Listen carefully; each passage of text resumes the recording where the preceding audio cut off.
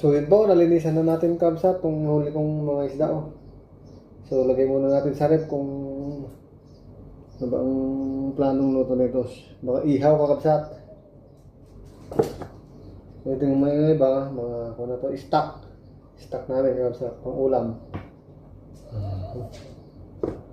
So kakabsat, masarap sa paksiw yung one-spotted snapper.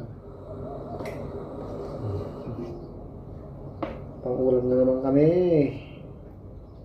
Kakabsat. Okay.